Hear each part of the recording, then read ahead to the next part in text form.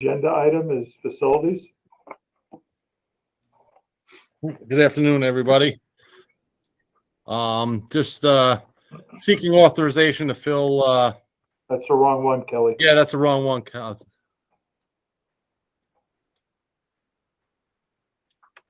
That's it. Yep. Due to a resignation, we're looking to fill a full-time bookkeeper's position, grade 12A, to continue the operational needs of the department for the county properties. I'll move that. I'll second. Jim Guzzi, second. Supervisor Hoatling. All in favor? Aye. Opposed? Carried. Thank you. Thanks, Brian. Yep, appreciate it. Next is civil service. Good afternoon. I spoke with Chairman Kathy Hogenkamp of the Civil Service Commission and asked if I would present the resolution. Since it's actually for Becky's position, she didn't think it was appropriate for her to do it herself. I know Rebecca Venturello has put in her notice with the county. She's leaving has accepted a position with the state of New York. Excuse me. So certainly her position is vital to the operation of civil service, as it not only affects Columbia County, but all of our school districts, our college, local law enforcement. I mean, you name it, everybody's got civil service. So I present her position before you. I'd like to say that Becky did a good job. I'm sorry to see her leave, and I'll second it. So who made the motion? Tristy, right? Supervisor Hoatling. Oh, okay. Tistria, second by Jim Guzzi. All in favor? Aye. Opposed? Carried. Thank you. Thank you. Next is solid waste. Jolene? Hi, Wendy's actually going to present today. Jolene had to take a call. Sorry about that. Okay. We're just authorizing to fill one full-time labor position in our department. The position is vacant due to resignation that will be effective March 25th. I'll move it. Simmons. All right, we have a motion by Craig Simmons, second. Second, Hoatling. Hoatling. All in favor? Aye. Opposed? Carried. Thank Thank you. you, everyone.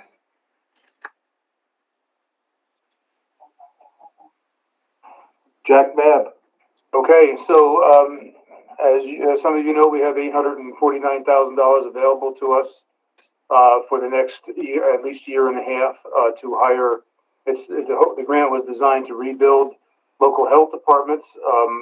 So the 849 over 2 years translates out to 4 positions. That's what we were trying to fill. We have one filled. That's a nurse position. We're ready to fill a public health educator position under this grant, and we did have an interview this week. We've been having a hard time finding good candidates, that want to work. We had a good interview, and we would like to fill that position.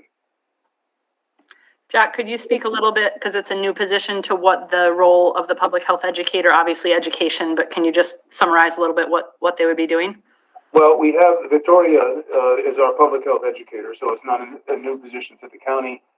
Victoria works on our assessment, our public health assessment that we do have to do every 3 years. We're in the middle of it right now, where we identify the issues that are pertinent specific to Columbia County, and we try to come up with strategies for education. She's worked in the schools. With this particular position, I just got off a couple meetings with the state health department. They're anticipating surges. They're talking about strategies for dealing with the surges. They're anticipating fourth shot or a second booster. They're talking about strategies for dealing with that. So they want this position to be more heavily involved with education, getting people to vaccinate, getting people to do the booster. We don't anticipate people tolerating going back to masking and social distancing. So what else can we do to educate people to try to be safe? So this position would be heavily involved with that. So when you say creating the position, it's creating a second public health educator position. Okay, thank you. And while all of the 4 potential positions are grant funded, we've created so it's a county position because the union has indicated that they would not pressed for these positions to become permanent at the end. But the design of this is that, you know, for instance, we have a nurse that is now has been working with us for months, and we anticipate retirements. And so this puts us in a good position to have people who are ready to step into permanent roles. Supervisor Scalera. Well, basically, Jack just saying if it was going to be new money to our budget after 2 years. But he pretty much answered the question. Okay, thank you. So do we have a motion? I'll move it, Hoatling. Motion by Supervisor Hoatling, second. Second, Bassett. Second, Supervisor Basson, all in favor? Aye. Aye. Opposed? Carried. Thank you. Thanks, Jack. E911. Good afternoon, everyone. I would like to request to create and fill one full-time emergency dispatcher position. Position would be abolished upon next retirement. We currently have 2 others eligible to retire, and now we just had one that's retiring at the end of the month. The process to train a new employee takes over 6 months. We would like to hire the new emergency dispatcher position as soon as possible. Position would be funded by the 21-22 PSAP grant for this year. Okay. Supervisor Hoatling? Yeah, just a quick question on the timing. So it said the position would be abolished upon next retirement, currently scheduled for a month ago. Is that date wrong? No, that's right now the first one forecasted is for that, but by the time we put the request for the certification of eligibles off civil service and we do the background, which takes almost a month and a half to 2 months, we're only going to have about 6 months to get the person training, and we're going to have 2 people in training at the same time. So it's going to be too short. And maybe I'm not understanding, but it says that it's like already passed, like February 14th of this year. So you're saying the person already retired? No, February 14th of 2022. So it would be next year.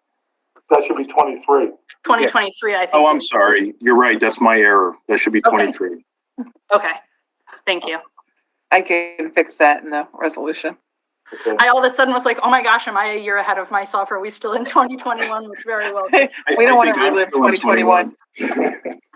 No, we're not going back. No. Okay, thank you, Mr. Lopez. Okay, any other questions? I need a motion. I'll move it. Motion Jim Guzzi, second Rick Scalera. Yep. All in favor? Aye. Aye. Opposed? Carried. Thank you. Thanks, Rob. Sheriff Kraft, you're up. Thank you. Good afternoon, everyone.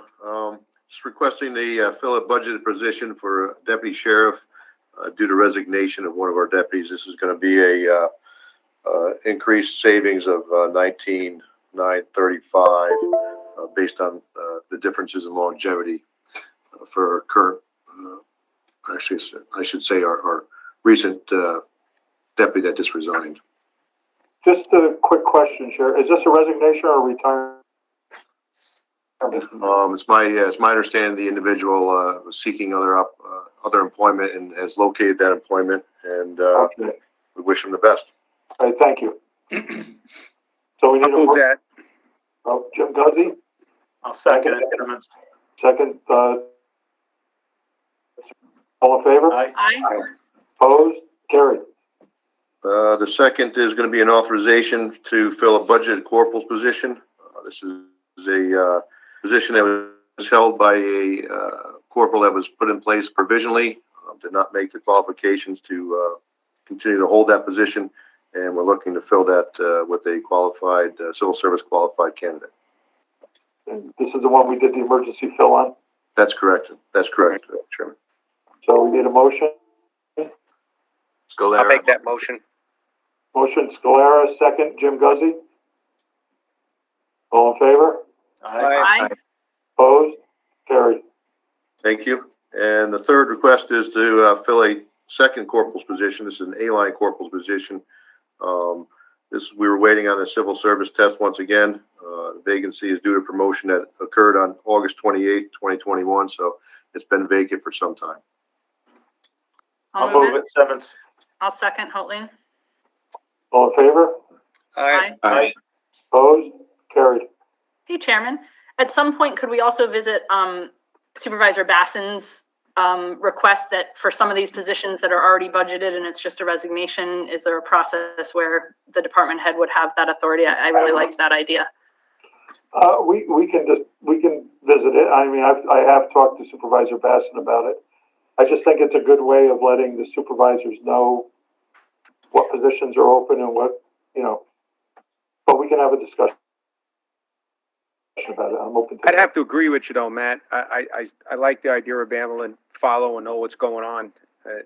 Just, we kind of run through them, but at least we know what's going on, If resignation, not this, that, the other thing. Otherwise, you really don't, you can get caught in it. I do agree with that. I also feel like a lot of these have been kind of emergency fills, so maybe there could be some policy that the chairman doesn't have to email us as committee members, that he and the department head can make decisions when it's an urgent, and then it comes to us at the next meeting or something. I mean, I don't mind the emails. I just feel like there could be some process where. We started that process during COVID when we were really concerned about our budget. Before COVID, either the committee chairs or myself could sign emergency fills. So we can look at all that again. But Yeah, and then it would come in front of us, right, as the point one committee after the emergency fill was authorized. Yeah. But it was all done as to be able to have a closer handle on the money. Sure. Yeah. And that there wasn't one person making that decision. Okay. So, the next item, David Harrison couldn't be with us, but he's asking for authorization to fill one part-time clerk typist position with the Emergency Management Department. And this will be part-time, limited to up to 8 hours per week, or up to 16 hours over a 2-week pay period. The part-time position is needed to assist in completing the duties of the Emergency Management Department as required, as well as activities required. As well as activities required in coordination with the New York State Division of Homeland Security and Emergency Service Office. This is in his current budget. There's not an increase in the budget on the bottom line. This has to do with the fact that his two deputies are limited by civil service to make approximately, I think it's $3,700 or $3,800 a year. As you know, at least one of the deputies worked several hours because of COVID, delivering masks, delivering test kits, delivering a variety of things. That person manned our call center every day. He brought meals to all the workers at the college, so there was a lot more involved than $3,700. He was being paid as a part-time communications officer, but that has changed now. So what Director Harrison is requesting that we pay this person as a part-time clerk typist, which is legal, at a limited amount of time, so that when we do have things like deliveries or things related to COVID, that this person is available to help. So is it on call 8 hours a week? I mean, is it? It could be up to, it could be less than 8 hours, depending on what the needs are, Supervisor. For example, he may not work at all, and then all of a sudden we'll get an order of 16,000 test kits in, and he's got to spend 2 days or so delivering them, sorting them out and delivering them, and so on. Really? Yep. Okay. I got enough test kits. No, we all do. I don't know what to do with all mine now. Chairman, I have a question. I understand that it's budget neutral, and at the last full board meeting, we amended the budget. And this was a part of the amended budget.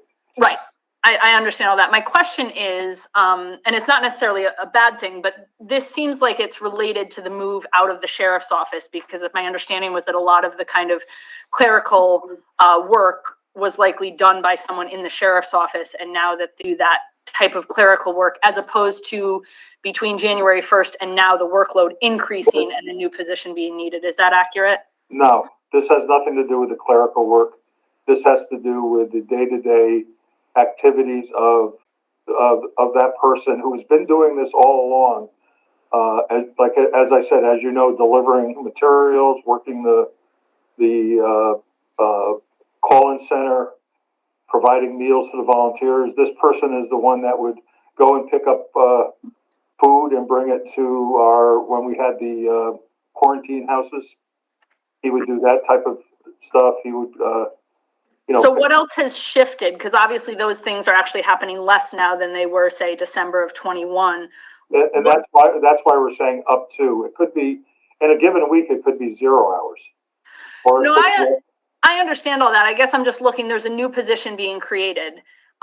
It would seem to make sense that it goes in line with, I mean, it's called clerk typist. That's why I said clerical. So whatever type of work this position is doing, I would think was kind of being encompassed under the sheriff's office and now needs to have its own.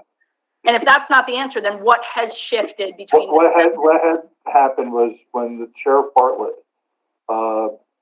when we were looking to be able to pay the deputies more money because of the hours that they were working, which was a lot more than the $3,700 a year as a deputy. We had thought that we had gotten a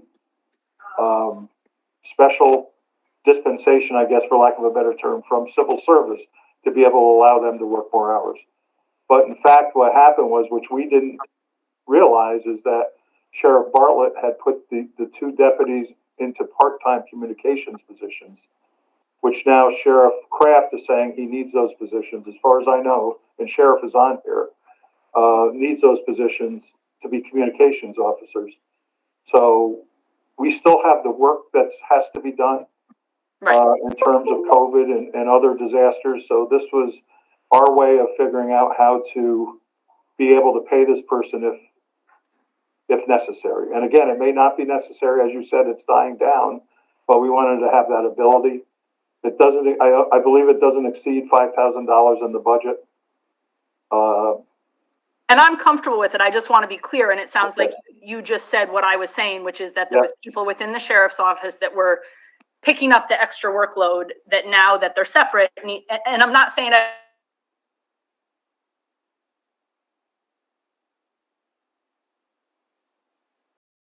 don't support it. I just want to be clear. Both Director Harrison and myself were surprised to find out that they're, and Sheriff, you're on. I mean, if you have anything to add. Okay. Yeah, I honestly have no knowledge of that, whatever Sheriff Bartlett did in the past, but these two part-time communications officers will absolutely absorb any openings in communications that we possibly can. But yeah, this is the first I'm hearing this, so must excuse my ignorance in that department. As far as I knew, that any communications officers were hired to work communications and not emergency management. I'll move it. Jim Guzzi. Second, Scalera. Okay. Any other discussion? All in favor? Aye. Opposed? Carried.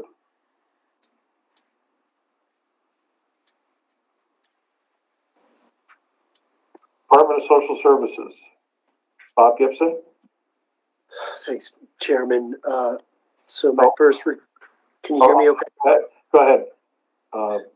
First request, well, actually, let me preface this. So it looks like over the next 12 months, I'm going to have quite a bit of movement in my legal department. A lot of change. Most recently, just lost a senior assistant social services attorney. That's a big loss. And I was informed not too long ago I'm going to lose one of the associate attorneys at the end of May, and may possibly lose a part-time attorney at the end of the year. So I've just been doing a lot of thinking about this anyway. But in the meantime, I am asking to fill the senior assistant social services attorney position with a salary range between $94,000 and $106,000, depending on experience. Okay. Commissioner, do we have candidates? Not at the moment. We're looking. We're just starting to look into that. I shouldn't say we don't have any. There's some interest, but right now we're just we're trying to broaden the field to the extent that we can. Okay. Okay. Any other questions? We need a motion. I'll make a motion, Jim Guzzi. Motion Jim Guzzi, second. Second, Basson. Second Art Bassett, all in favor? Aye. Opposed? Carried. And I am also requesting to fill one assistant social services attorney position, range 83,200 to 94,000, again, depending on experience. I'll move it, Simmons. Second, Hoatling. All in favor? Aye. Aye. Opposed? Carried. Good luck finding some good talent. Yeah. I appreciate that. It's probably going to take some time. Yeah. And then finally, I'm requesting to fill the accountant position that became vacant when the accountant was promoted to Director of Fiscal Operations. The base salary here is $70,045, and any backfills created therefrom. I'll move that. Second. All in favor? Aye. Opposed? Carried. That is all I had. Thank you. Okay. We have one other reappointment, or proposed reappointment. It's for the Commissioner of Social Services. It's a 5-year appointment, which is statutory, and we are recommending that we reappoint Robert Gibson as the Commissioner of Social Services. I'll move that. Love to move that. Okay, I'll second it. Oh, okay. All right, we have a motion by Jim Guzzi, second by Supervisor Hoatling. Any discussion? Bob Gibson's awesome. He does a great job. I agree. The only thing I would recommend, Kelly, is in the middle of this, it says acting commissioner. Yeah, we Yeah. caught that before. Okay. Sorry. I just didn't put it in the scans when I did it this morning.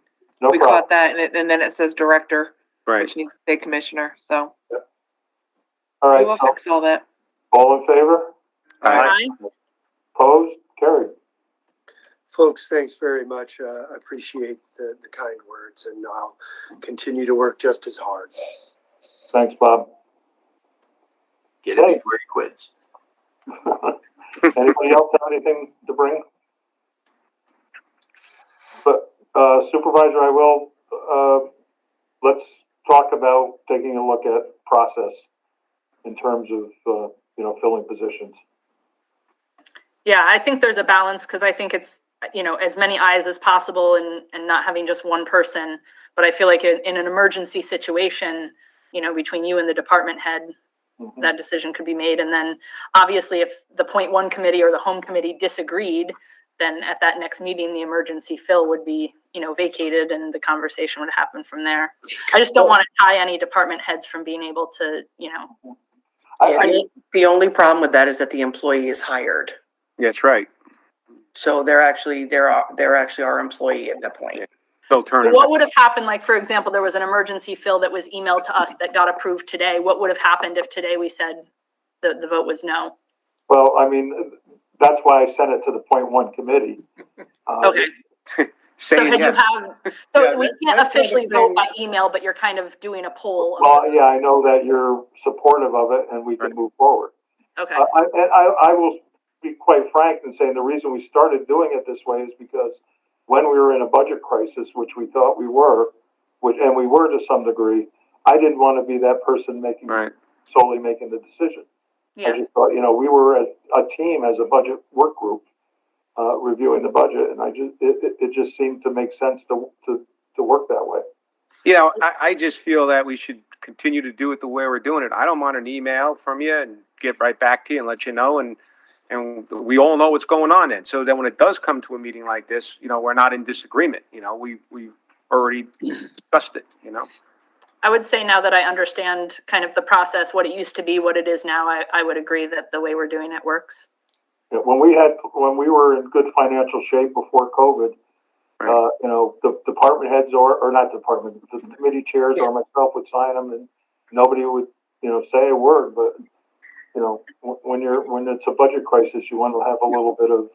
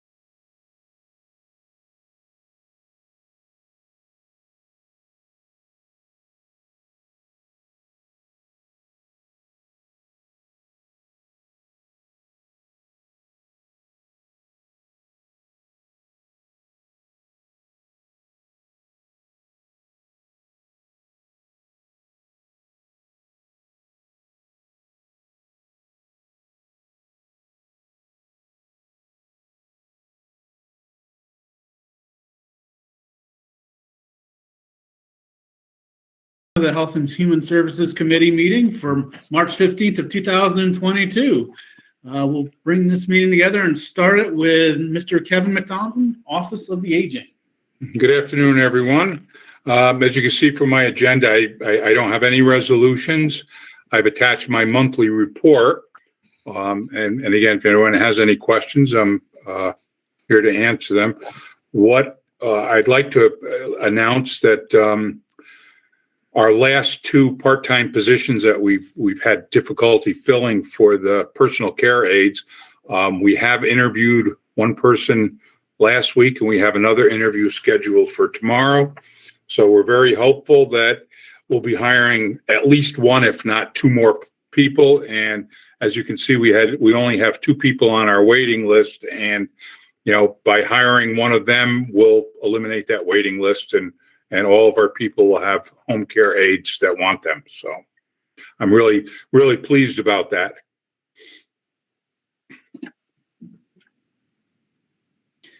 Beautiful. Thank you, Mr. McDonald. Are there any questions for Director McDonald? Oh, yeah. I had a Supervisor Adams?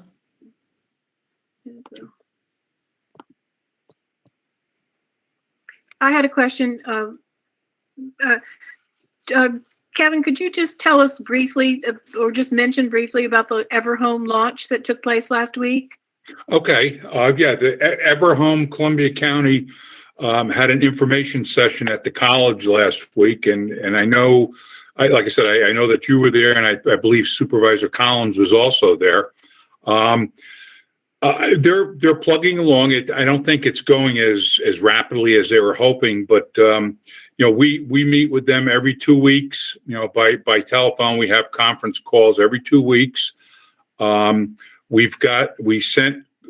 asked us if we could send out their information flyer with our home delivered meal recipients, which we did that. I think it was last week we sent them out. We have some of their information on our Facebook page. We have it on our website.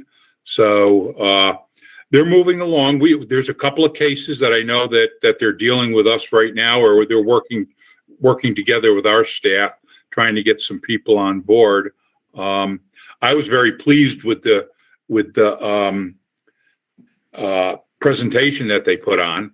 I was a little disappointed at the turnout, but I was pleased with the presentation. And I think I'm sure there are people out here who could benefit from that program.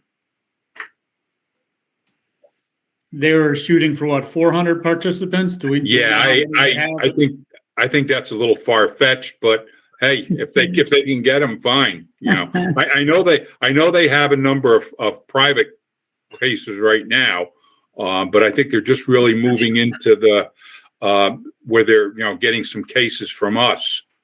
Where we're finding people that we feel may benefit from their program, and I mean, not that we're referring them there, but we're giving our clients the information and telling them giving them the access to contacting them. And I think they've also expanded their outreach to Greene County and also to the disabled community. Yes. So that'll help them get, and that was one of the questions I wanted to ask you.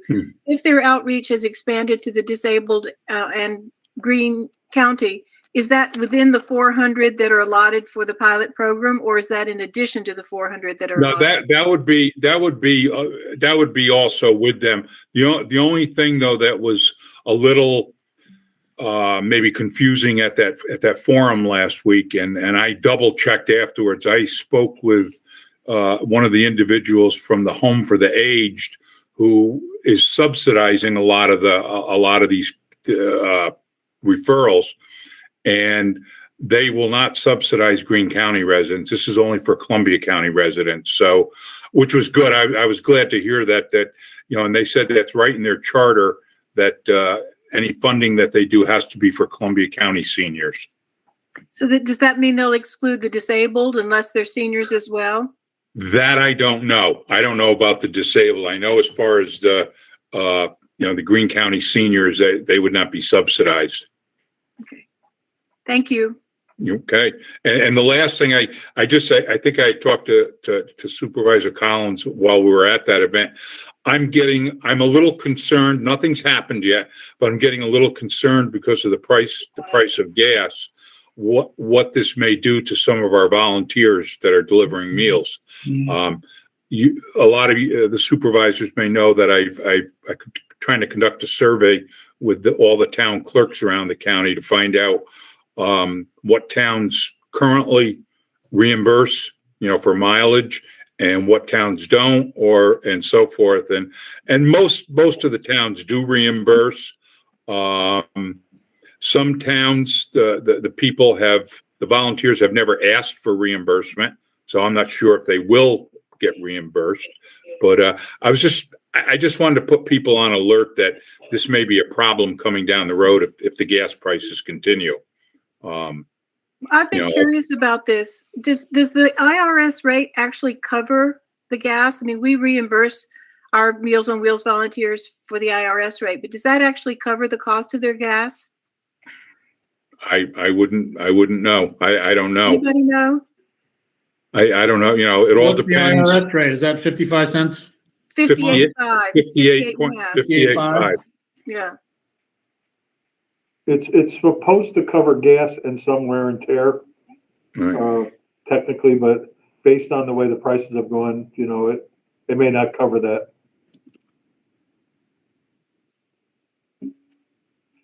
But like I said, and again, what we have, some towns we've had covered exclusively with agencies such as COARC or Devereaux. They use the meal delivery routes as a therapy component to some of their programs. So in those cases, we've been okay. That's why some towns may have never even realized that other towns sometimes reimburse. I'll give you an example of Supervisor Eldridge in Greenport. We've always had groups do the Greenport route, and when COVID hit. And they stopped doing it. One of our employees, part-time employees out at the kitchen, they assumed doing that route. So that's why no one's ever approached Greenport to see if they would reimburse for mileage. But I would just like to have that in my back pocket as we're recruiting volunteers. I'd like to have the authority or the ability to say, hey, if you do it in this town, they will reimburse you. That's why I've kind of reached out to everyone. Yeah, we don't in Chatham, but I'd be willing to try to integrate that into a future budget, if I could get some benchmarks. Well, Okay. this came up at our town board meeting last night. We were concerned about our volunteers and the mileage rate. So if there's a way to evaluate if this mileage rate is adequate or not, we're willing to revisit it as long as we can keep people on the road. Right. Same here. It all depends if they're delivering in a Suburban or a little hybrid as well. Right. Well, and then the other thing that comes up, the other thing that comes up is if we have somebody from Hudson that lives in the Hudson area and they're going to be delivering, and we have this situation, if they're going to be delivering up in Stuyvesant, that's a drive going from Hudson up to Stuyvesant. Even though the Stuyvesant route may only be 6 miles, it's 10 miles to get up there. So, but like I said, we have not had any problems with any towns, like refusing to pay or anything like that. But I just wanted to kind of have everybody cognizant of the fact that it may come up in the future if the gas prices stay up. Okay, thank you, Mr. McDonald. Any further questions for Kevin McDonald? I'm sorry about the phone ringing in the background. Okay, then we'll move on to health. Mr. Jack Mabb. So we have a 2008 Ford Focus that has been replaced. We got another car from Enterprise, and it is this is the first for me in 6.5 years. I've never done this, but we were asking for permission to transfer ownership to the highway department so it can be put up for auction.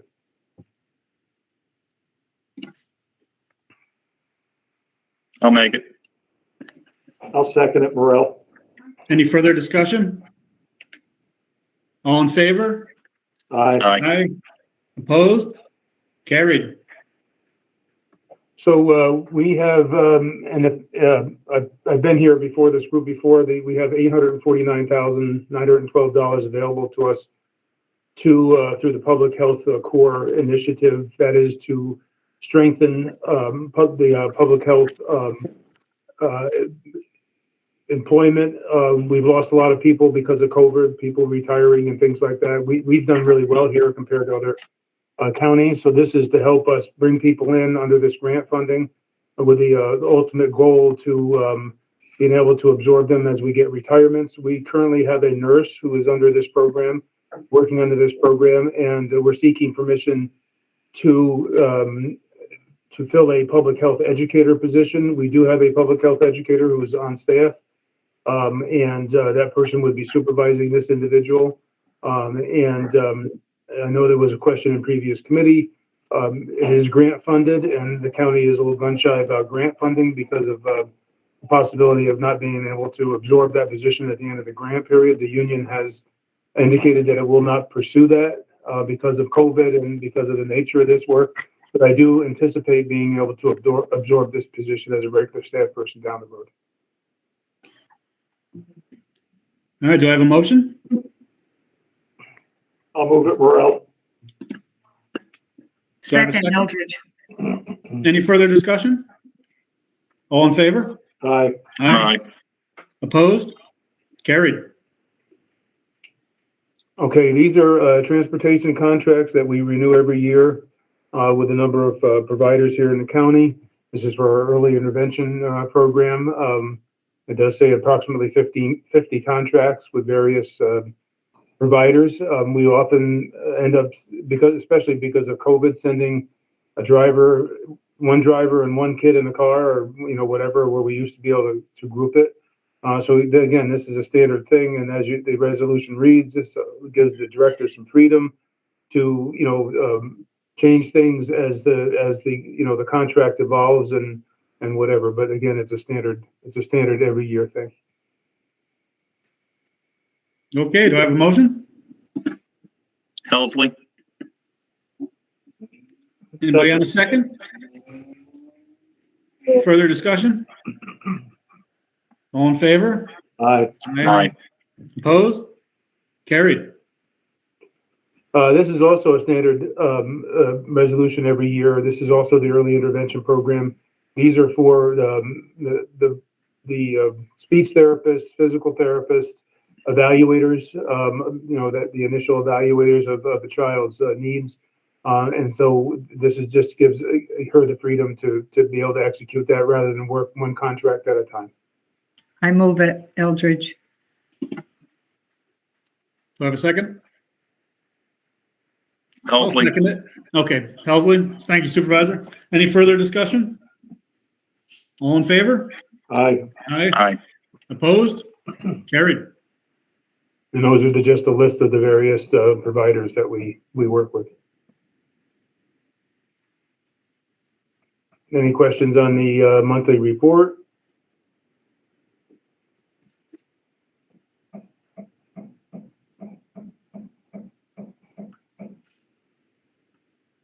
You can see that in the month of February, we had 533 positives, which contrasts nicely with the 3,003 we had in January. So, COVID is definitely on the decline. We had been running in the single digits in the month of March, all good.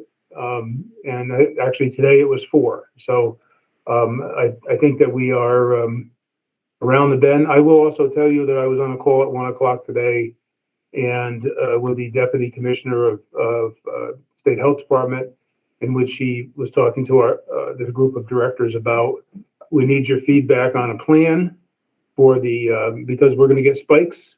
We're going to have to do boosters. We need to make plans for that. And so this isn't going away. I think it's going to be manageable as we move into the future. And I'm sure some of you might have seen the story where wastewater is showing a dramatic spike. And the wastewater studies have proven to be a harbinger of what's coming. And so I do anticipate spikes. I don't think they're going to be big ones. I think we're going to be able to roll with them, if you will, with existing staff. Certainly we're aware of the fact that we're probably going to be doing a 4th shot in 2022, a second booster, and we're ready for that as well. And there's a new conjunctive threat called Deltacron. Yeah. Well, I shouldn't laugh. I don't mean to trivialize it in any way, because it could be just as real as the most recent surge. Well, as you know, we have over 80% of our population vaccinated in Columbia County. We've done really well with that. And 66.7% of the seniors are boosted, which I'm a little disappointed in. And the rest of the population, 18 and above, runs about 55%. That still compares well with the national average, which is 44%, but I would like to see those numbers go higher. We continue to offer a clinic at Columbia Green on Thursdays from 3 to 5, where people can just walk in and get a shot. It could be any one of the 3 shots. It can be a booster. It can be a first shot. It can be a second shot. They can just come over and get the shot, and we will continue to offer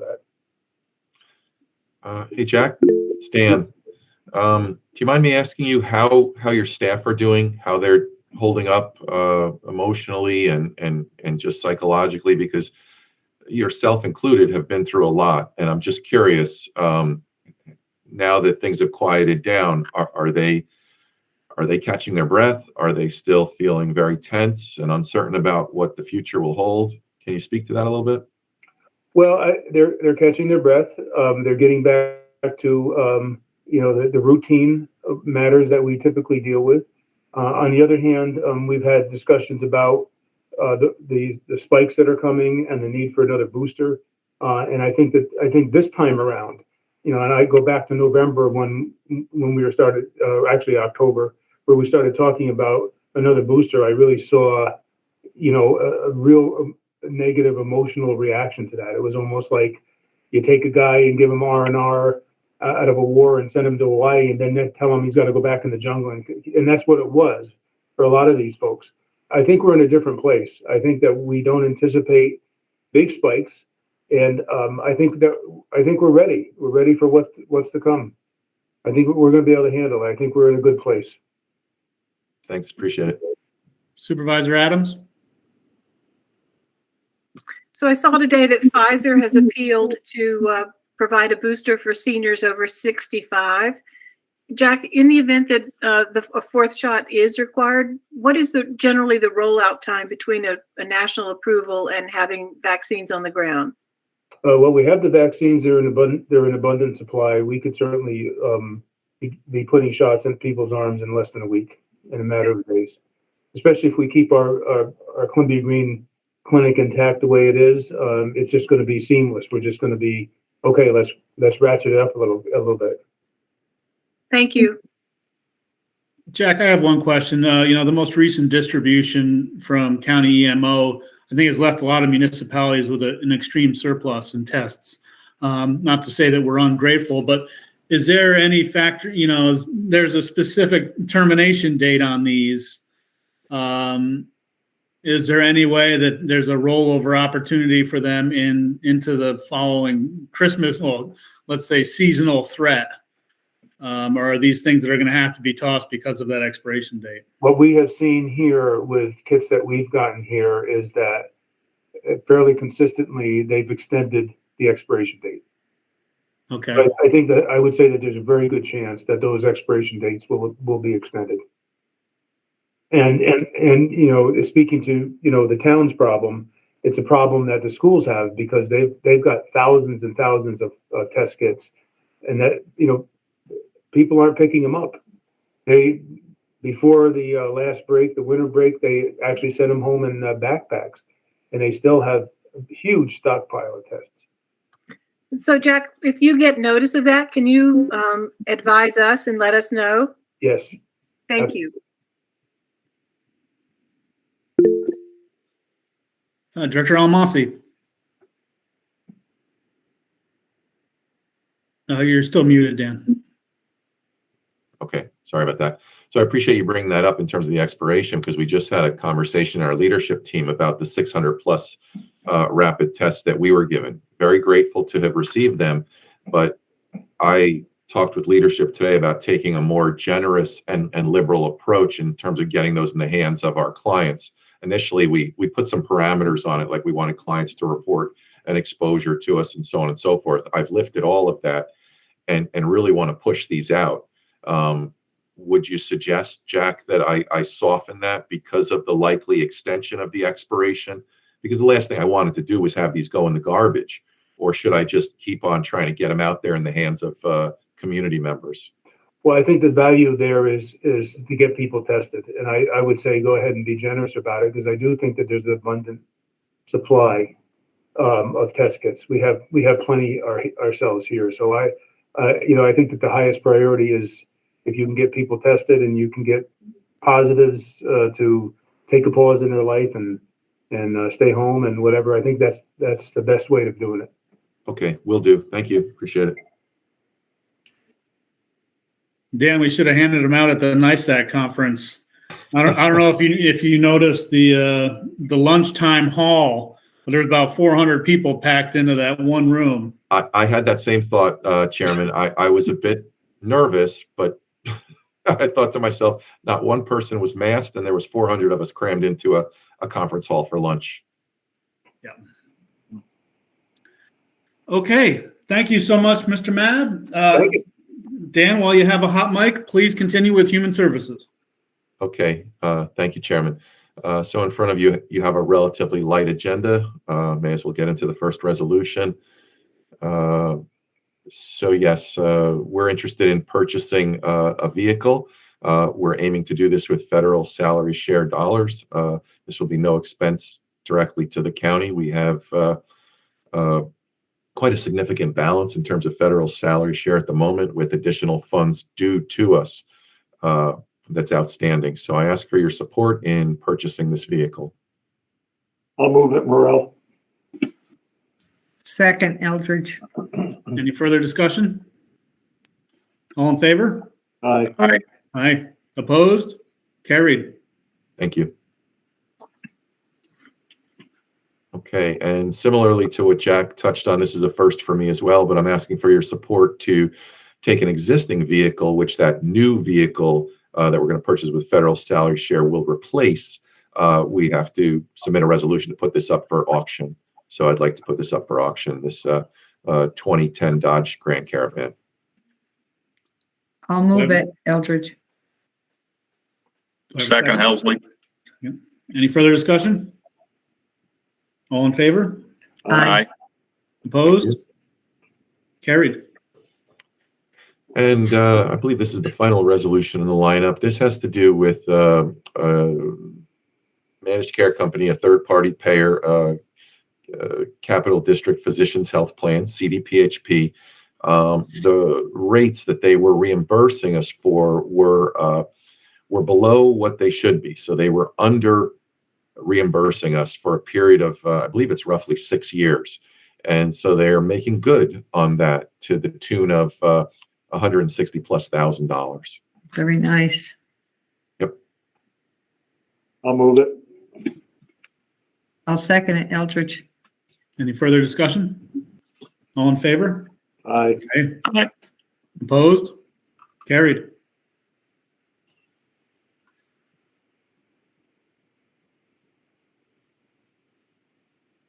Yep, and I think we have the overtime report here in front of us.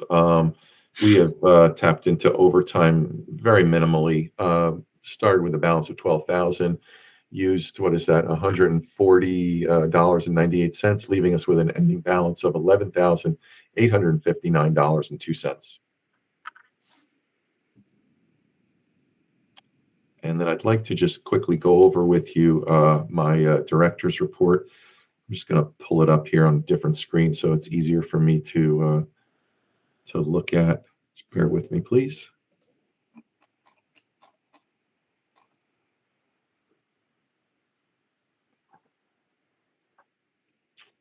Okay.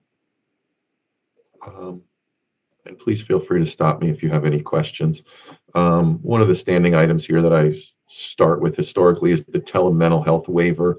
That's the waiver from the state that allows us to get reimbursed for telephone in this instance.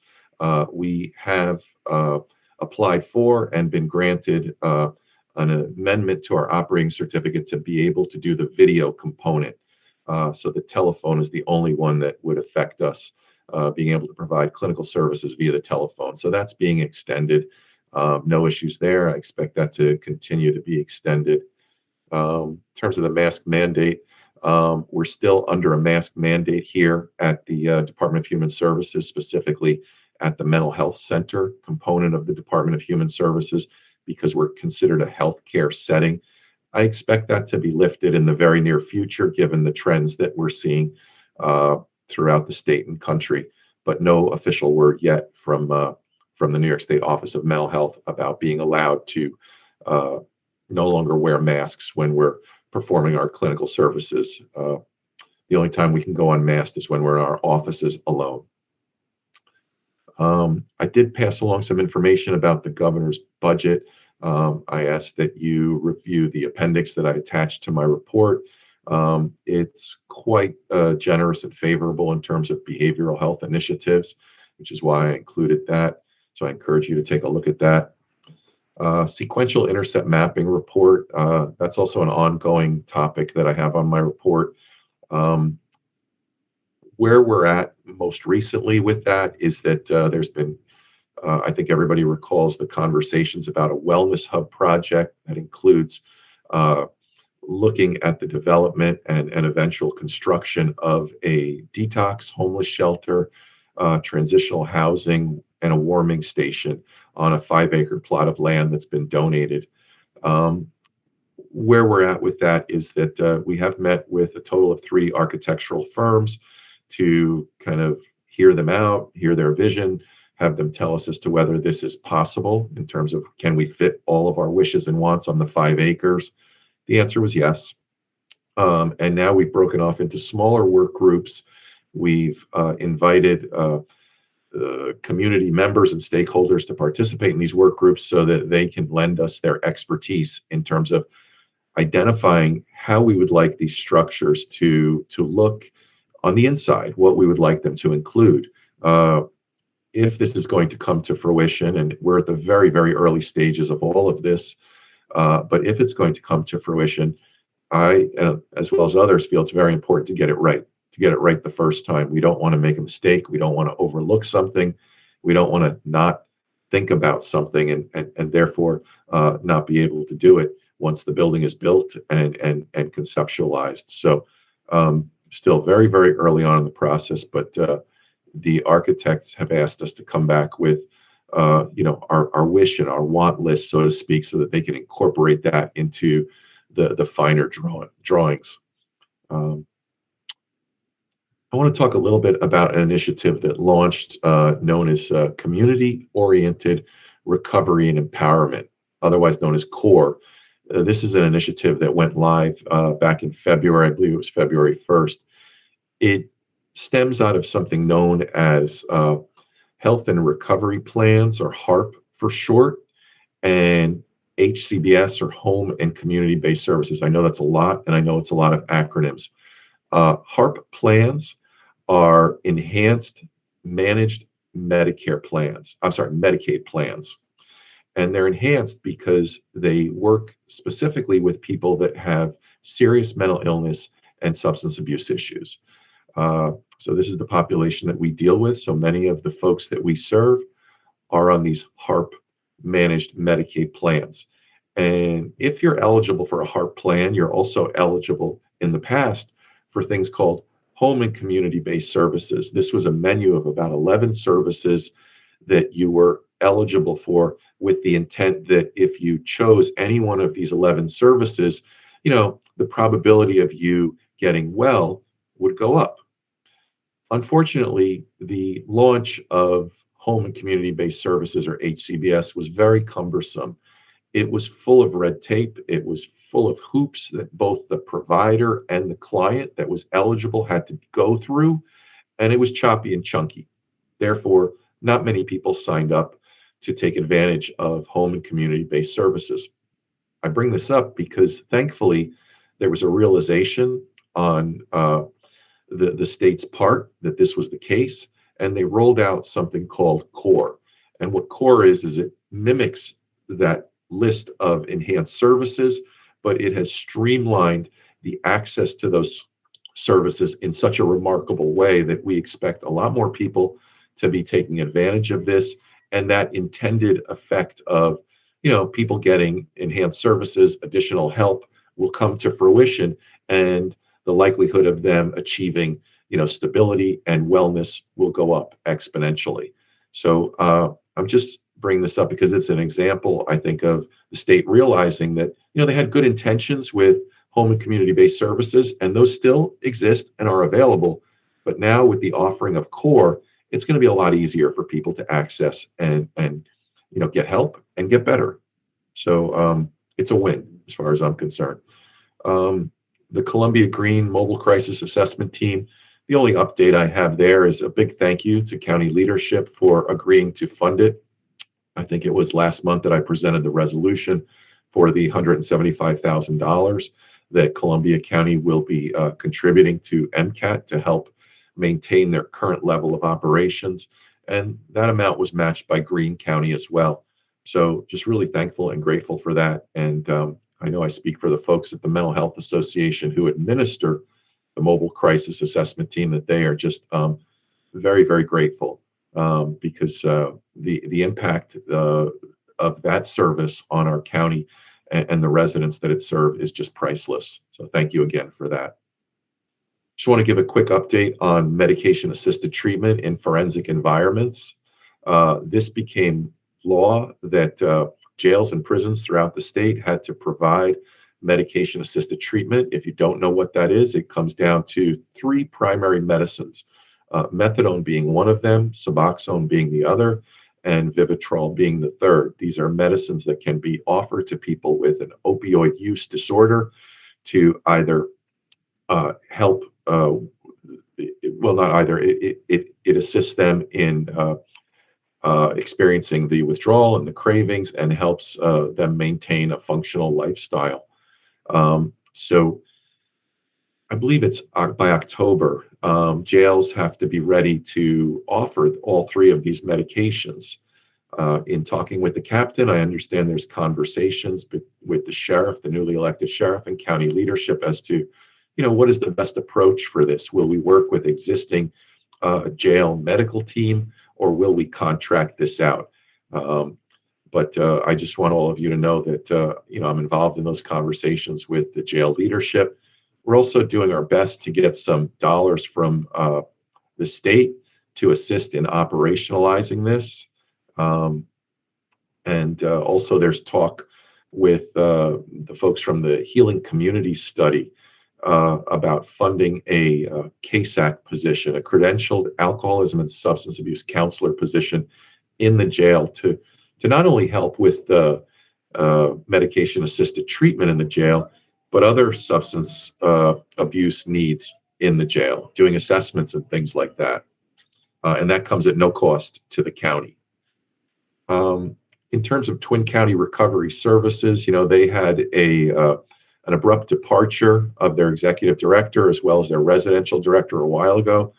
I'll have to get an update from the Addictions Care Center of Albany, who has come in a temporary basis to help stabilize and provide managerial oversight as to how things are going. But I can tell you that I haven't heard anything that has been adverse or problematic so far. So I don't know if no news is good news is the best way to approach it. But I do have on my radar to contact Keith Stack and Karen Carl from the Addictions Care Center of Albany to just ask for an update in my capacity as the Director of Community Services on how things are going. I do want to let you know that the Columbia Green Addiction Coalition, CGAC for short, this is a coalition that was created roughly 10 years ago to address what was then the emerging opioid epidemic as well as the overprescribing.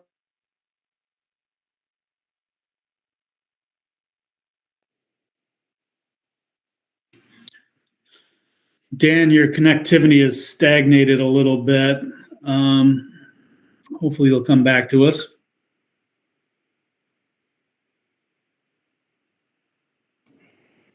I don't even see him. I see him. His screen is frozen. He's frozen. Screen froze. All right. Well, maybe while he... Oh, there he is.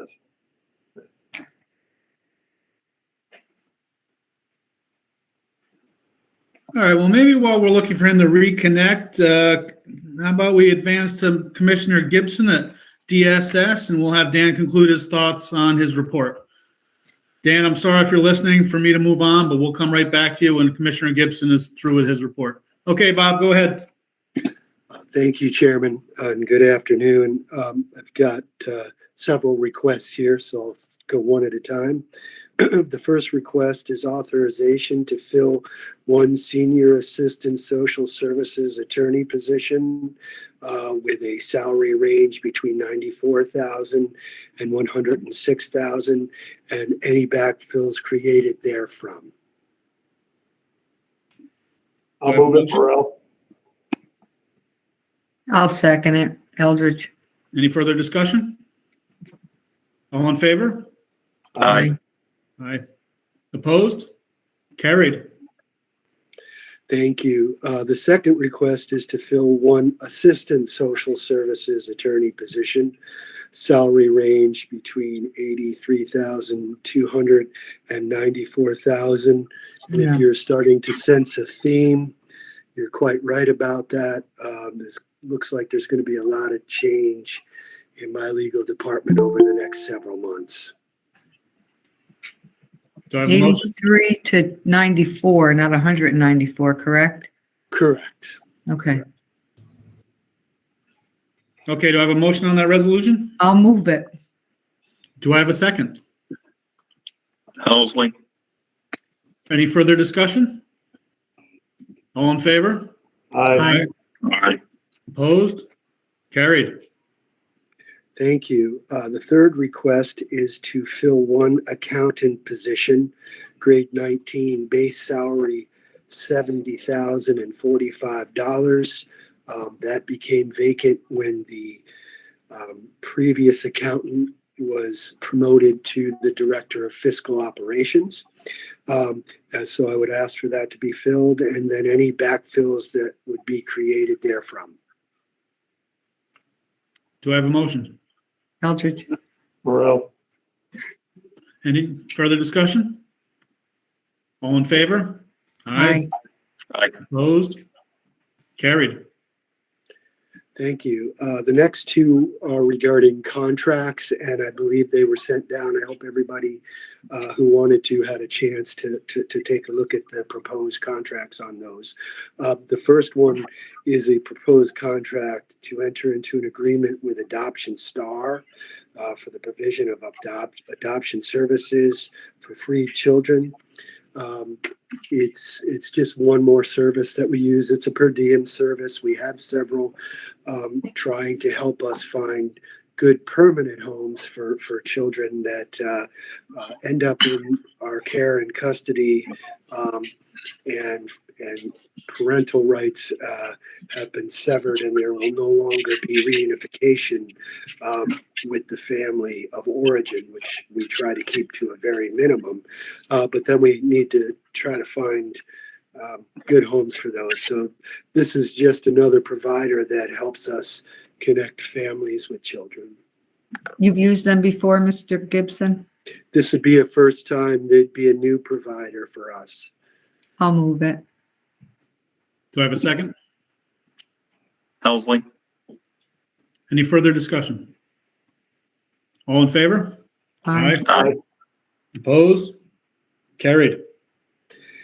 And finally, I'm requesting to enter into an agreement with Jessica Keenan. She's the senior social services attorney. She just left and took a job with the state of New York, but takes with her about 11 years of knowledge. No attorney ever stayed in the legal department for close to that long. She has knowledge in every area of the law that we practice. My counsel leaned on her quite a bit and would continue as he was breaking in new attorneys. Also, things happen in real time after hours. They can be in the middle of the night, where a seasoned attorney is needed for the caseworkers who are on the ground. So Ms. Keenan agreed to do a per diem hourly consultant arrangement with us as we got our feet underneath us.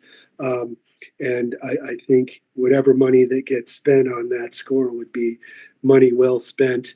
It would guide our caseworkers in time of emergency.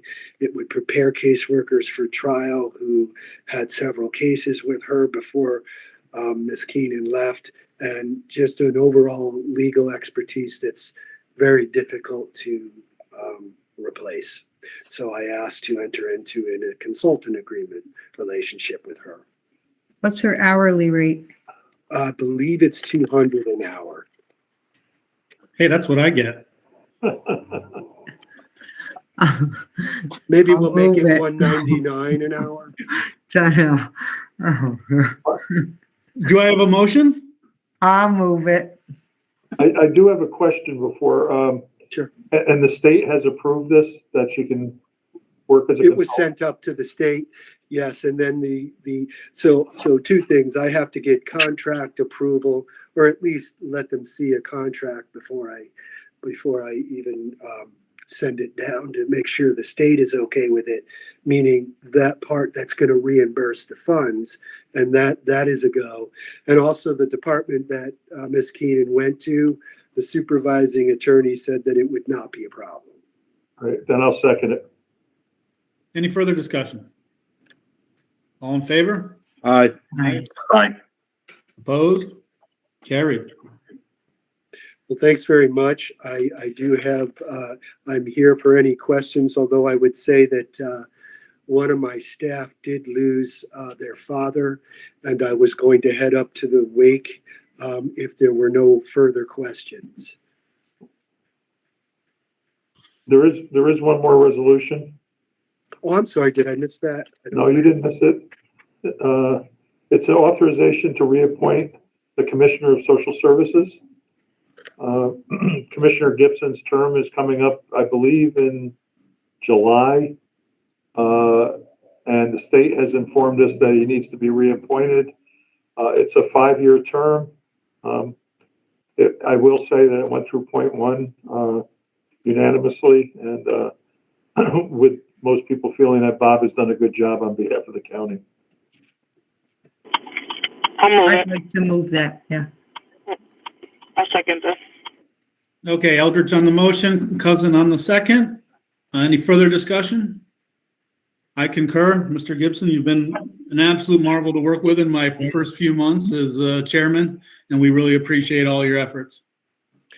Well, and Yes, thank you, Commissioner. let me just say that I appreciate all of the support that I get from the board, and I appreciate those kind words, and I'll continue to work just as hard and diligently towards our goals. Okay, all in favor? Aye. Aye. Opposed? Carried. Thank you so much, Mr. Gibson. Thank you, folks. Are there any further questions? No. Okay, I was going to jump off then and head up to Kinderhook. Thanks so much. Thank you. Bye. Thank you, sir. Thank you. Dan Almasi had emailed me and saying he's not able to get back on, All right, and we have no. we have left in the last portion of his report. I think we can all read through it. Although I will say that Dan and I both ended up coincidentally at a meeting at the NISAC conference in Albany yesterday for mental health and homeless housing options. And Dan spoke up, and again, I was very impressed with him at that meeting. And there is money coming from the state there. So there was another half a dozen acronyms, but they're mostly willing to give us money. So I think Dan took good notes there. So did I, and we'll be looking into that. Thank you. All right. So Kelly, I'll ask if there are any questions from the public via email. There or not. Okay. If there's nothing else from anyone, is there anything else from anyone? Motion to adjourn. Do I have a second? Eldridge. All right. All in favor? Aye. Aye. Have a great sunny afternoon, everybody. Thank you. Enjoy, everybody. Bye-bye.